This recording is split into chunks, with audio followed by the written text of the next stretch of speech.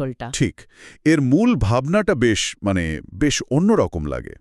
নিজের শরীরকে নিরেট কিছু না ভেবে ভাবতে হবে একটা ফাঁপা পাত্র বা শূন্য দেওয়াল। এই ধারণাটা আসলেই খুব কৌতূহল জাগায়। আসুন দেখি এর ভেতরে ঠিক কি আছে। দেখুন, বিজ্ঞান ভৈরব তন্ত্রের আসল মজাটা হলো এটা খুব প্র্যাকটিক্যাল, শুধু থিওরি নয়। হ্যাঁ, সেটা বোঝা যায়। তো শরীরকে শূন্য ভাবার যে নির্দেশ, এর পেছনে একটা গভীর সাইকোলজিক্যাল আর স্পিরিচুয়াল যুক্তি আছে। সেটা কি রকম? সাধারণত আমরা কি করি? আমরা নিজেদের এই শরীরটাই মনে করি। শরীরকেন্দ্রিক একটা পরিচয় তৈরি হয়ে যায়। হ্যাঁ, আমার শরীর, এরকম একটা ভাব। ঠিক। আর এই পরিচয়ের ওপর ভর করেই আমাদের আমি বোধ বা অহংকারটা তৈরি হয়। কিন্তু একটা প্রশ্ন জাগে, শরীর তো বাস্তব, রক্ত মাংস হাড় সব আছে। অবশ্যই আছে। তো একে শুধু কল্পনা করে শূন্য ভাবাটা কিভাবে কাজ করে? এটা কি একরকম বাস্তবতাকে অস্বীকার করা নয়? না না, খুব ভালো প্রশ্ন। দেখুন, এটা আসলে বাস্তবতাকে অস্বীকার করা নয়। তাহলে এটা হলো বাস্তবতার অনুভবটাকে বদলানোর একটা টেকনিক। শরীর তো আছেই, কিন্তু এই কৌশলের উদ্দেশ্য হল শরীরের সাথে আমাদের যে একটা গভীর আইডেন্টিফিকেশন বা একাত্মতা বোধ, হ্যাঁ, যে আমি শরীর। হ্যাঁ, ওই বোধটাকে একটু আলগা করা। যখন কেউ কল্পনা করে যে শরীরের ভেতরে কিছুটি নেই, মানে অঙ্গ প্রত্যঙ্গ রক্তমাংস সব হাওয়া। হ্যাঁ, সব উধাও, শুধু অসীম শূন্যতা, আর চামড়াটা জাস্ট একটা বাইরের খোলস, আচ্ছা। তখন কি হয়? মনের দিক থেকে শরীরের ওপর যে একটা মালিকানা বোধ, আমার শরীর, এই ব্যাপারটা কমতে শুরু করে। অহংকারের গোড়াটা একটু নড়ে যায় আর কি। ও, তার মানে এটা একটা মাইন্ড গেমের মতো, যা আমাদের শরীর কেন্দ্রিক ধারণা থেকে বেরোতে সাহায্য করে। একদম, একটা মানসিক প্রক্রিয়া। এই তন্ত্রে কি শুধু এই রকম শূন্যতা নিয়েই কথা আছে, নাকি অন্য ধরনের পথও দেখানো হয়েছে? না না, এখানেই বিজ্ঞান ভৈরবতন্ত্রের বিশালতা। এতে যেমন শূন্যতার কৌশল আছে, তেমনি ঠিক তার উল্টো কৌশলও আছে। যেমন? যেমন ধরুন, কোনো একটা অনুভূতি বা সেন্সেশনের ওপর চরম মনোযোগ দেওয়া, বা শ্বাস-প্রশ্বাসের প্রতিটা ওঠানামা খুব মন দিয়ে অনুভব করা। আচ্ছা। এমনকি রোজকার সাধারণ কাজের মধ্যে পুরো সচেতন থাকা।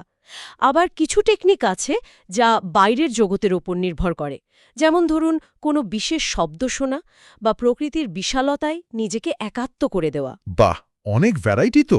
হ্যাঁ, এই বৈচিত্র্যটাই বইটাকে এত রিচ করেছে।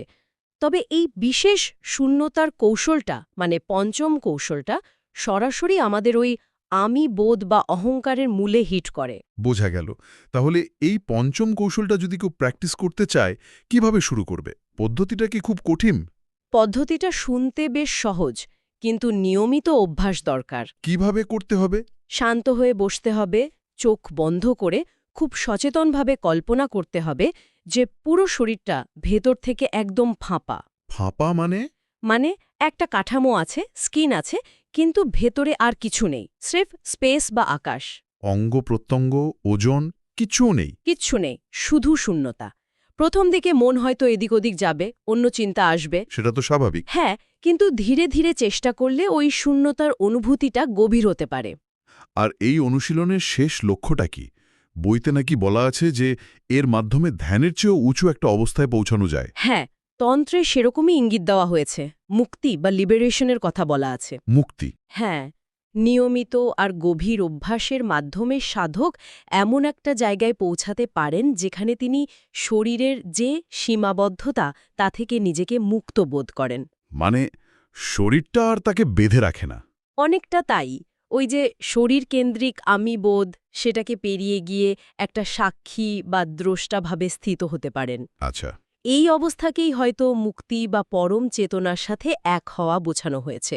এটা আসলে শরীর সর্বস্ব যে আত্মপরিচয়, তা থেকে বেরিয়ে নিজের আসল সত্তা, যা আসলে শুদ্ধ চেতনা, সেটা উপলব্ধি করার একটা বেশ শক্তিশালী পথ। তাহলে পুরো ব্যাপারটা দাঁড়াচ্ছে যে এই কৌশলটা আমাদের শেখায় যে আমরা শুধু এই রক্ত মাংসের শরীরটা নই। একদম। শরীরটা হয়তো একটা যন্ত্র বা একটা পাত্রের মতো, হ্যাঁ, একটা আধার। কিন্তু আমাদের আসল সত্তা এর থেকেও গভীরে, যা এই শূন্যতাটাকেও দেখতে বা অনুভব করতে পারে। এই ভাবনাটাই তো মনে বেশ শান্তি দেয়, তাই না? ঠিক তাই, বেশ মুক্তিদায়ক তো বটেই। আর দেখুন, এটা আরও একটা মৌলিক প্রশ্ন তুলে ধরে। কি প্রশ্ন? যদি শরীরটাকে একটা শূন্য জায়গা বা ফাঁপা পাত্র হিসেবে অনুভব করা যায়, তাহলে সেই আমি বা সেই চেতনাটা যা এই শূন্যতাকে জানছে বা দেখছে, হ্যাঁ। তার নিজের আসল রূপটা কি? সেই যে দেখছে, সেই যে সাক্ষী চেতনা, তার প্রকৃতিটা কেমন? হুম, এটা তো আরও গভীর অনুসন্ধানের দিকে নিয়ে যায়। ঠিক। এই জিজ্ঞাসাটাই হয়তো সাধককে আরও গভীরে ডুব দিতে সাহায্য করতে পারে, নিজেদের স্বরূপ খোঁজার পথে এগিয়ে নিয়ে যেতে পারে।